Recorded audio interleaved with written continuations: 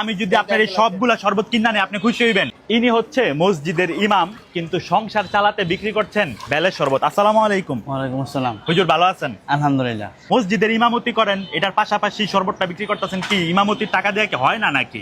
মসজিদে তো নামাজ পড়ে আলহামদুলিল্লাহ, এই আল্লাহ ইবাদত করি। আচ্ছা। ওখান থেকে সম্মানী দেয়। ঠিক আছে, পাশাপাশি ব্যবসা একটা সুন্নত।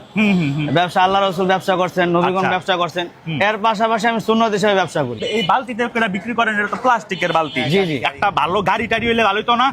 গাড়ি হইলে আলহামদুলিল্লাহ ভালো হইতো, কিন্তু আমার তো সমর্থন কম। হ্যাঁ। তবে দোয়া করতে থাকেন যদি আল্লাহটা হয়তো গাড়ি মিলাই দেয়। এই আচ্ছা, আপনি আমার জন্য দোয়া করেন, আমি যাতে আপনার একটা গাড়ির ব্যবস্থা করে দিতে পারি। আলহামদুলিল্লাহ। আমি আগে একটা মাদ্রাসা চাকরি করতাম, ওখান থেকে মানে আমি অসুস্থতার কারণে চাকরিটা ছেড়ে দেওয়ার পরে আচ্ছা। পরে চিন্তা করলাম যে যেহেতু একটা খেদমত হয়েছে, পাশাপাশি ওরা গায়ে তো 4 ওয়াক্ত নামাজ পড়াই, আর বাকি সময়গুলো তো মানে আজেরা থাকে।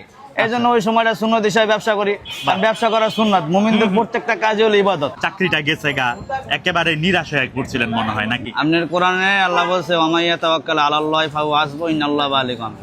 তোমরা যখন আমার প্রতি পুরোপুরি তাওয়াক্কুল হবা, আল্লাহ পাক কোথা থেকে রিজিক দিবে একমাত্র আল্লাহই ভালো জানে। মাশাআল্লাহ। আর রিজিকের সব দরজাগুলো আল্লাহ খুলে দিবে। আপনার এখানে কতটুকু বেলের শরবত আছে? এই জায়গায় মনে করেন 80 গ্লাসের মতো হইতে 80 পারে। গ্লাস। এটা বেচতে কতক্ষণ লাগবে? বেচতে মনে করেন অনেক সময় 1 ঘন্টাও লাগে, 2 ঘন্টাও লাগে। আচ্ছা, আমি যদি আপনার এই সবগুলা শরবত কিনা নেই আপনি খুশি হইবেন? যাক আলহামদুলিল্লাহ। এটা কিনা নিলাম, আপনি খুশি হয়েছেন নাকি এটা বলেন? যাক আলহামদুলিল্লাহ, খুশি হয়েছি। আচ্ছা, আমি এই পুরা শরবতটা এখন কিনা নিলাম, তো এই শরবতটা এখন আমরা সবাই মিলে খায়া ফেলাম নাকি ভাই? দর্শক যারা দেখতেছেন আপনারাও দোয়া করবেন আমার জন্য, আমি যাতে হুজুরের একটা গাড়ির ব্যবস্থা করে দিতে পারি।